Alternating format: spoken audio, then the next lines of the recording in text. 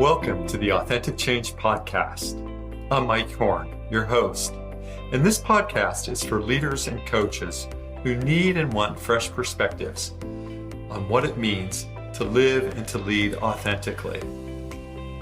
You're a leader who wants to make a difference, but sometimes you feel stuck.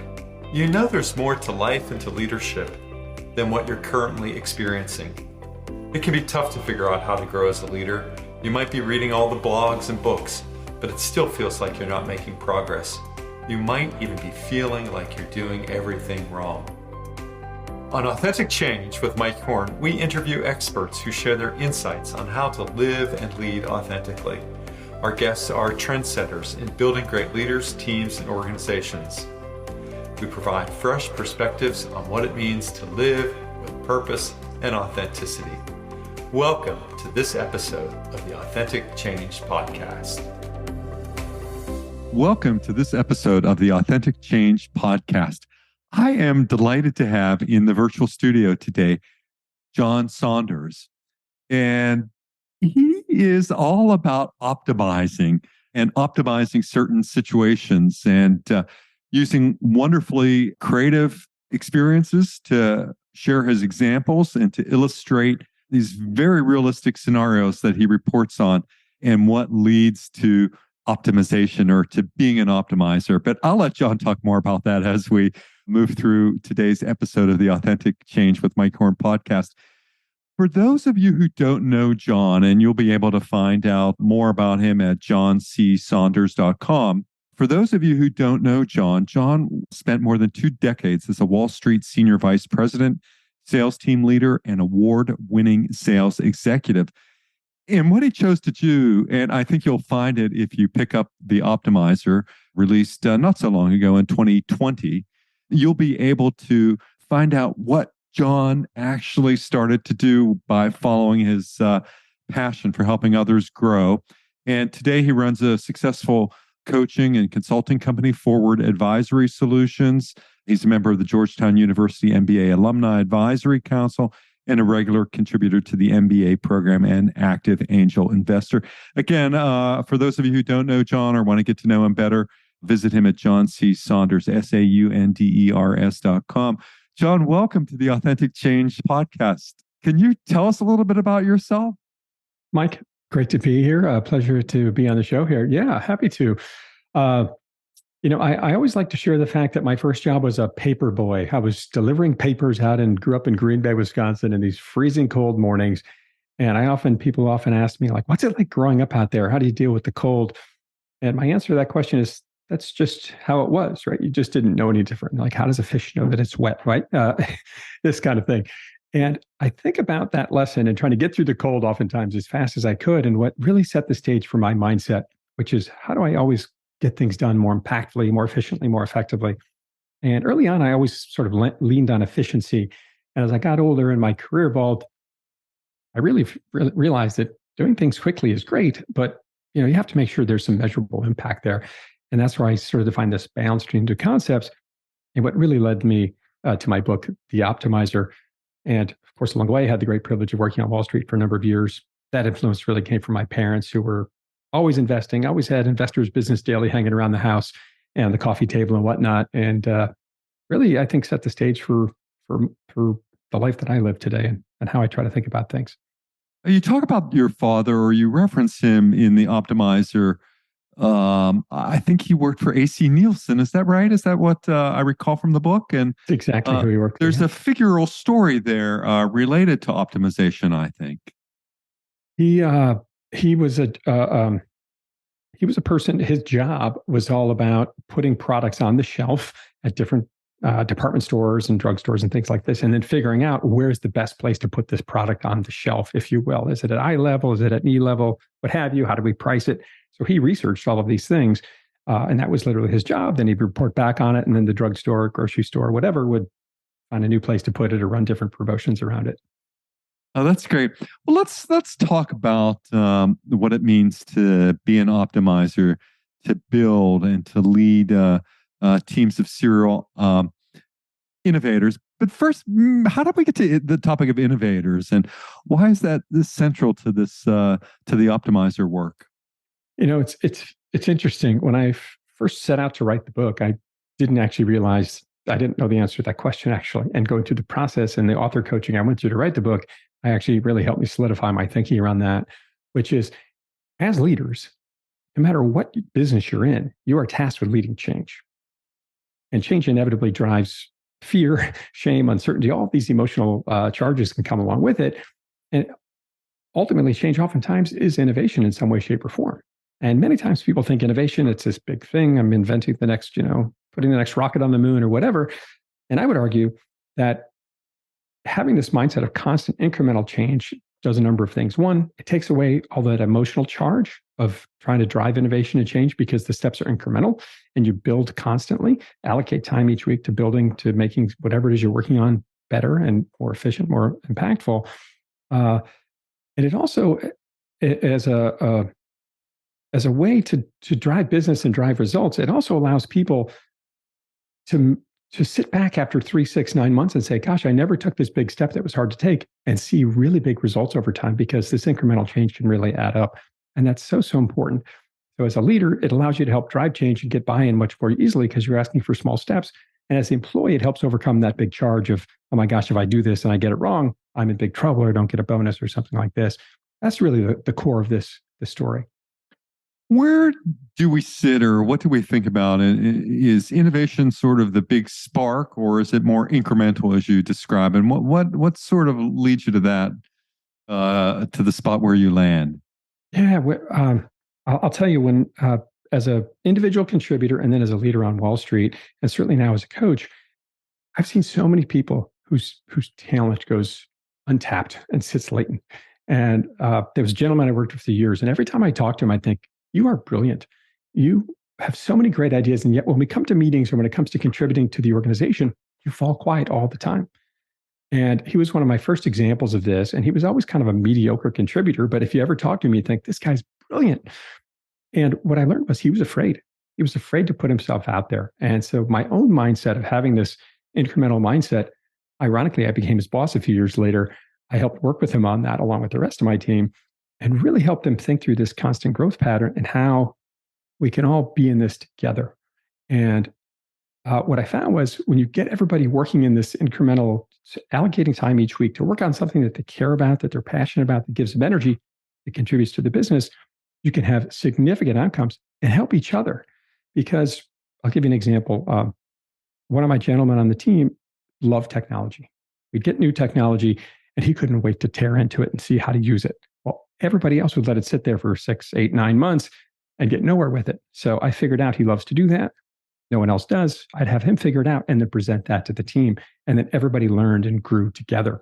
It energized him to do it. It made him better at leveraging technology, and it created leverage for the whole team, which was just amazing. And so if you get your whole team working on these things that they're passionate about and building incremental change and sharing with each other, it can really drive results over time. Towards the end of your book, John, The Optimizer, Building and Leading a Team of Serial Innovators, you towards the end of the book, you quote Meg Wheatley, and you say leadership is a series of behaviors rather than a role for heroes. And I'm particularly attracted to that statement. And I want to think about it in terms of innovation. Here's the link, is that oftentimes people equate innovation with individual heroic effort. It's true, it does happen. And I think more often than not, innovation arises from relationship, something that you do with other people.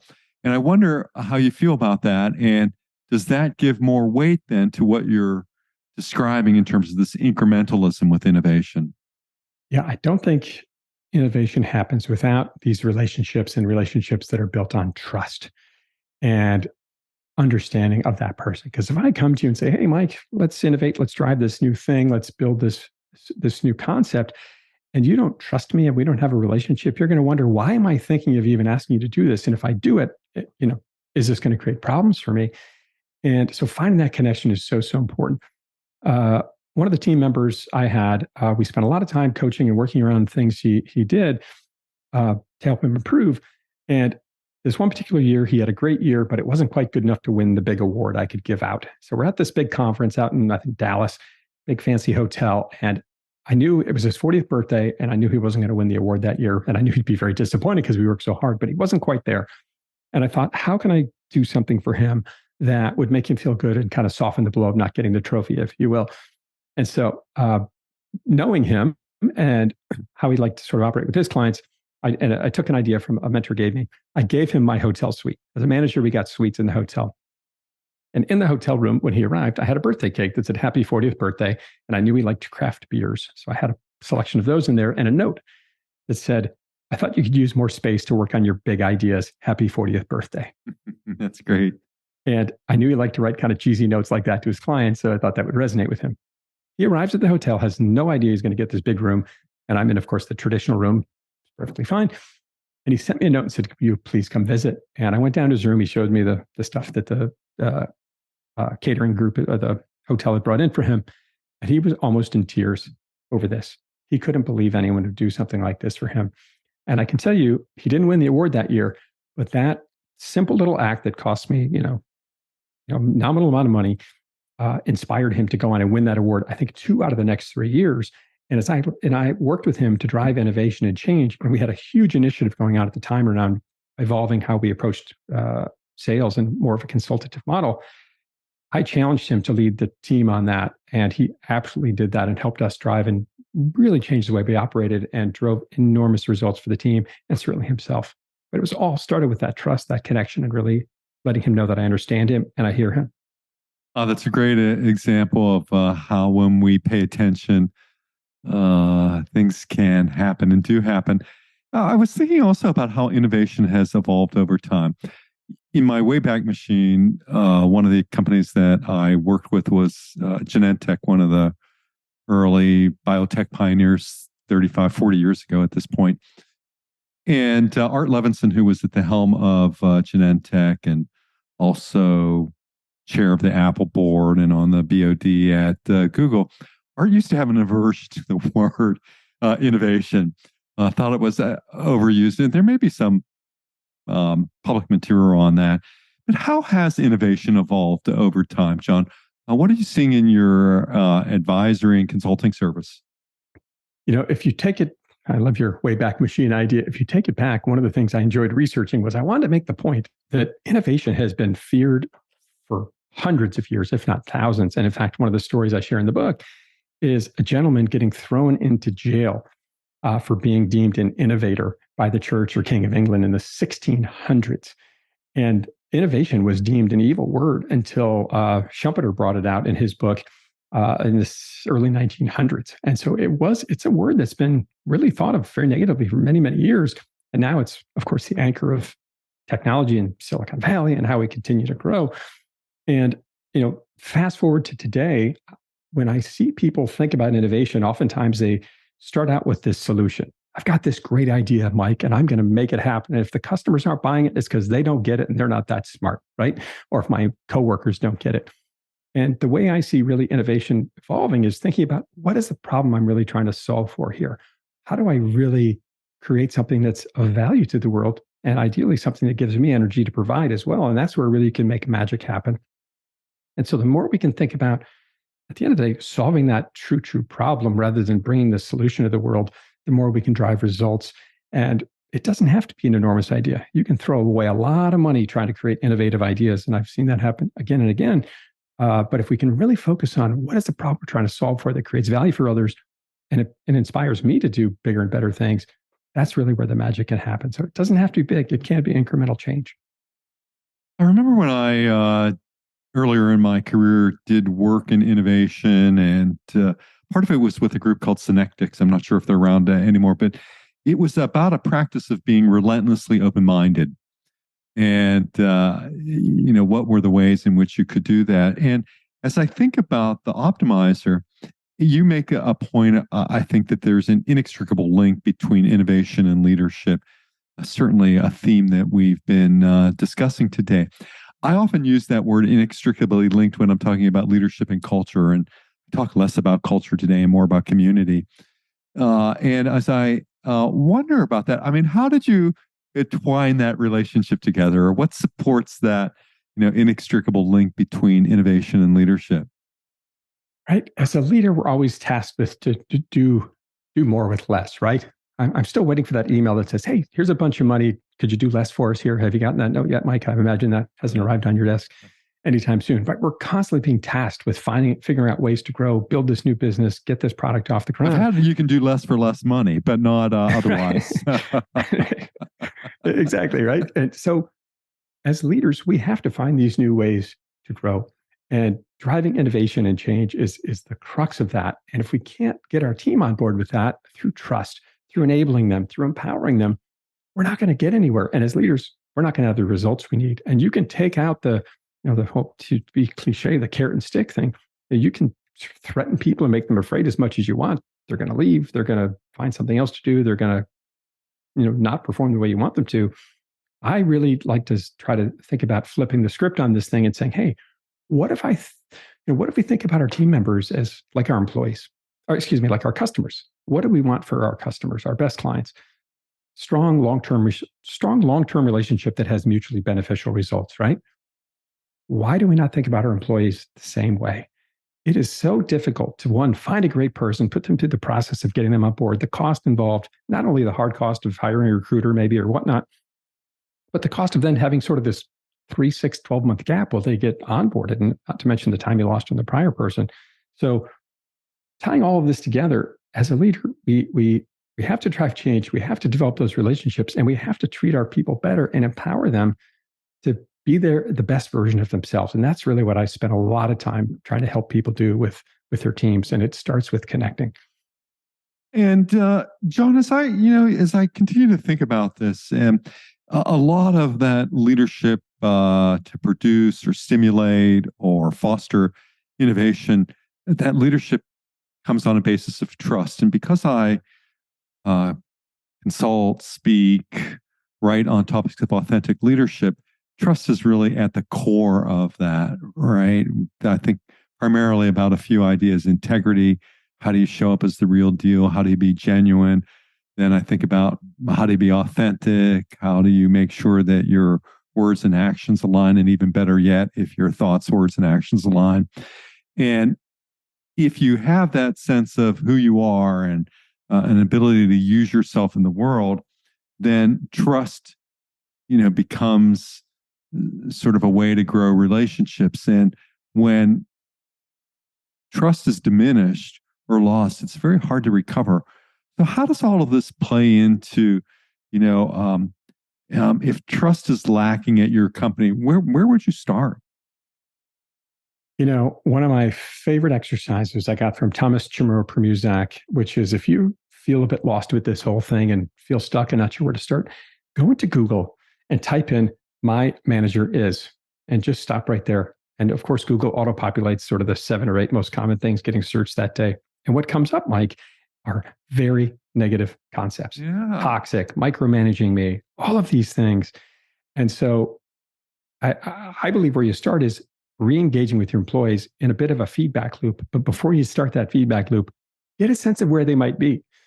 Because sometimes we're just so busy with our day-to-day, month-to-month objectives that we can forget about that and forget, what is it I'm bringing to the table? What is the energy I'm bringing to my team every day?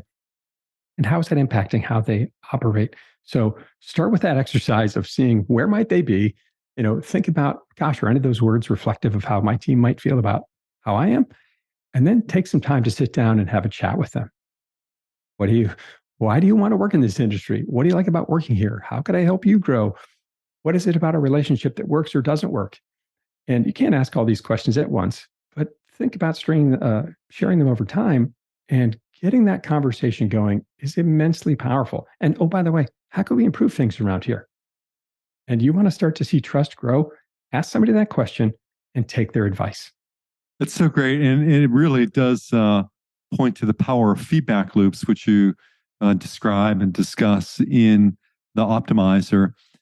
And as I think about feedback, I often think about a lot of feedback as an influence attempt to influence somebody else's behavior.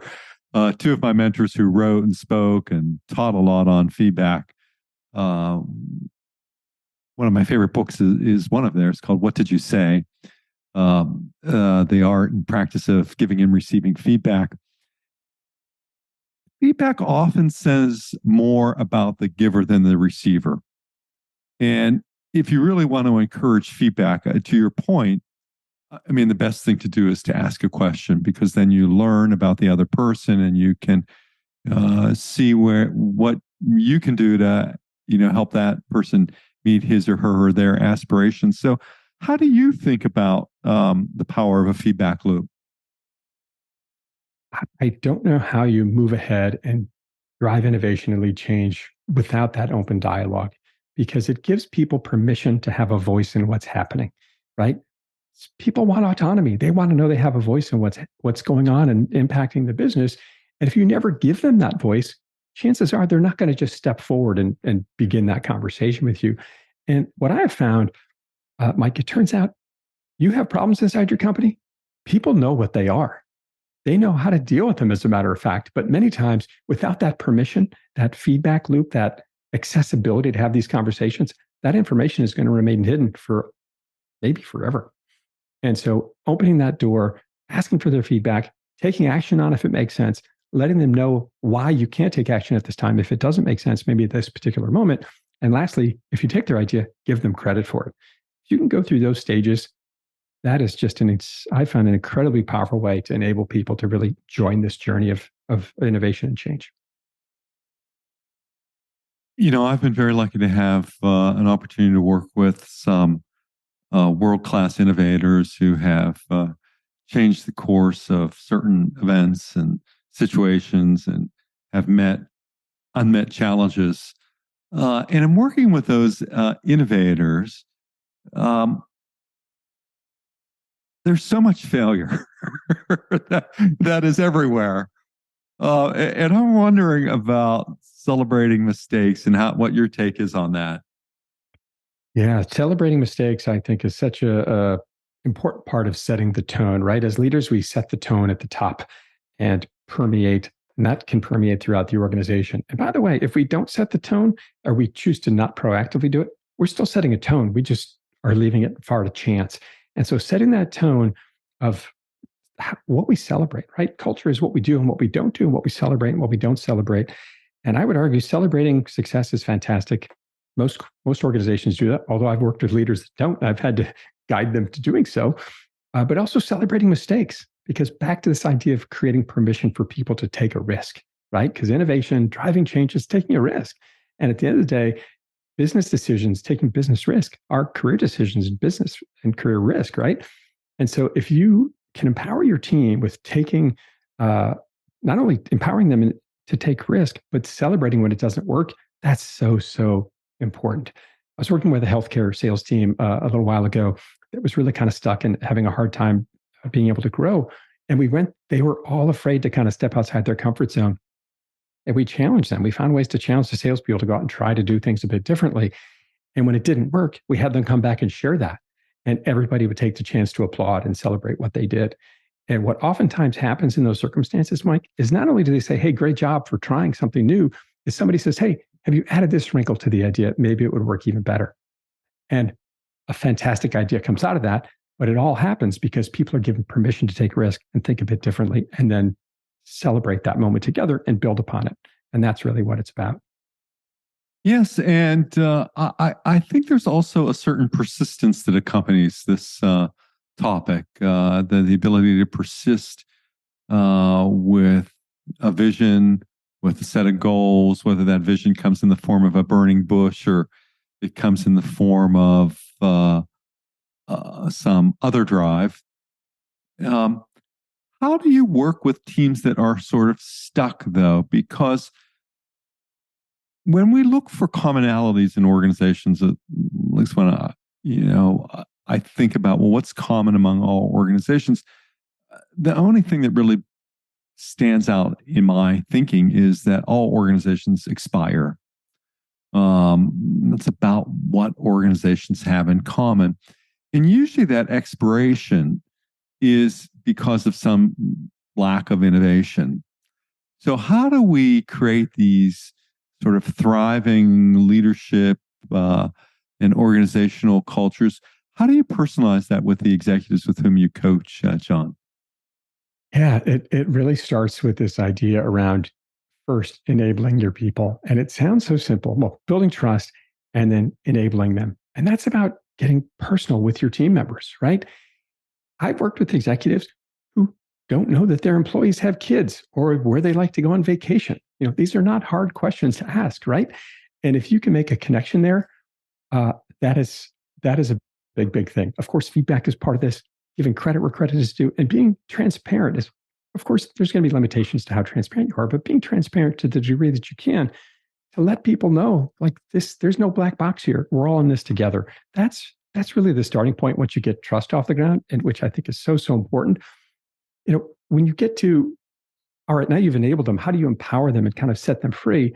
You do have to have guideposts, right? The hardest thing you can do is give someone a blank piece of paper and say, hey, Mike, go innovate. Here's a budget, just go do whatever.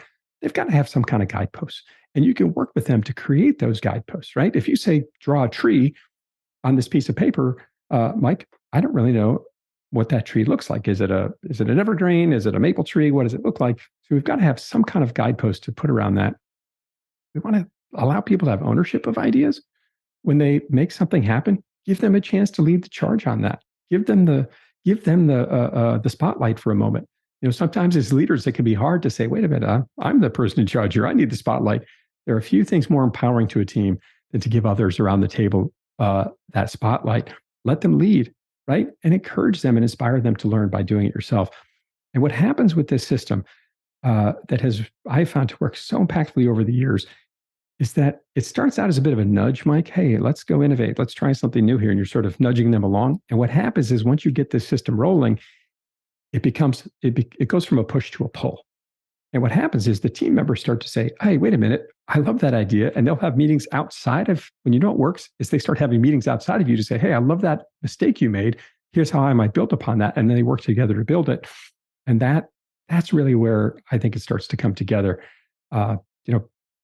Going through enabling them, empowering them, and finding ways to sustain it, which is putting it in writing and being their accountability partner as their leader, their coach, or what I like to call trusted advisor, helping people work on defining problems, not trying to give them the solution you want to drive forward. And John, as an author, a coach, a lifelong learner, and again, I encourage people to learn more about you, and they'll find this in the show notes, johncsaunders.com.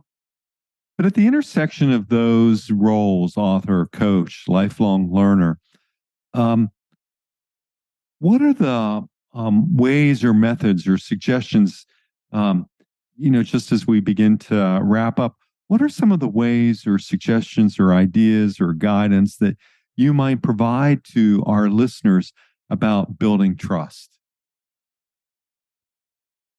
So I had a team member I worked with for a number of years, and it goes back to giving them this ownership idea.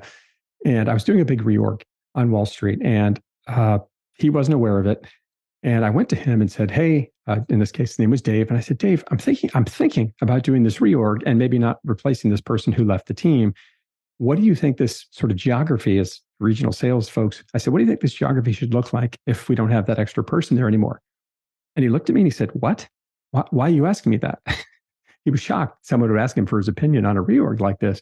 And I said, because you've been around this area a lot longer than me, and I think you know it better. And so he came back to me 2 or 3 days later, and I knew this change was going to impact him immensely. And he was a seasoned guy with the firm. And he came back to me a few days later and said, here's my plan. Set up this geography, set the geography up as, in this model. He came up with a great map. And it overlapped with my plan 75 to 80%. And guess what, Mike? Now this reorg, whose plan was it? His or mine? It was his. And sure, yeah. Right. And now this reorg that was a big change and a big impact on his life was now his business plan and not the one that his boss threw at him and said, take it or leave it, which is oftentimes the case out there in the world. And fast forward, 12 to 18 months, and this guy went out, ran like crazy, and got himself promoted for the first time in a number of years. Now think about the flip side of this story, right? I could have said, hey, Dave, here's the reorg, take it or leave it. You can quit if you want, because honestly, it's probably what he ended up doing if I, sort of forced it upon him. And what would he do with his peers? He'd say, oh, my boss is a jerk and maybe do this reorg I don't like. No, these are things that happen, real things that happen behind the scene when you impose change on people and don't bring them into the journey. So by inviting them into the journey, by giving them a voice in the matter, not only did it empower him to be a part of this thing, but it took his career to a new level, which was amazing and just really a lot of fun to go through. And it's been so fun to coach people through these exercises over the years because people don't see the power in giving that voice to their team members. And that was obviously a big change. You can take this on a much smaller step, right? How can we improve conference calls? How can we improve our team meetings? How can we improve our marketing? Whatever it might be. But take that question to your team members, give them that voice, give them that ownership, and give them that credit. And that is one of the most powerful trust building things I've come up with in my lifetime. So great. I mean, what great guidance and thought around developing trust to build these optimizer cultures and to engage everyone in a mission to grow and deliver on an organizational purpose. John, it's been so great having a conversation with you today on the Authentic Change podcast. If we're going to be airing this episode early in 2023, and if you had a piece of guidance or a piece of advice or a piece of wisdom to share with our audience at the beginning, just as we close up, what might it be? If you feel stuck, if you feel like you're not getting what you want to out of your team, go ask somebody for help. It might be one of your team members, it might be a peer, it might be a mentor, but don't be afraid to go out and ask for help. People are willing to help you. They often can help you unlock limiting beliefs, thoughts, guidance that you haven't found yet. Don't be afraid to go out and ask for help. I think you'll be astounded what can come out of that and the change that you can find for yourself and better path forward by just getting out of your own head and starting to have this conversation with someone. But I think it starts with taking that vulnerable step and asking somebody for help. I'd even break it down into two pieces. One is get out of your chair, and two, ask for help. It's thinking again about the series of behaviors that happen. It's great wisdom. It's great guidance, John, is to get out and ask for some help. Once again, it's been a delight to be in conversation with John Saunders. Find out more about him, please read the show notes, johncsaunders.com. All my best, John. And once again, to everyone in our listening audience, until the next episode of the Authentic Change with Mike Horn podcast, stay well. Thank you for listening to the Authentic Change podcast. I'm delighted that you've tuned in to listen. Please visit the show notes for links to topics discussed in today's podcast. To download a free ebook on authentic change and leadership and to subscribe to my newsletter, please visit mike-horn.com. Once again, mike-horne.com, mike-horn.com. Once again, thank you for listening to the Authentic Change podcast.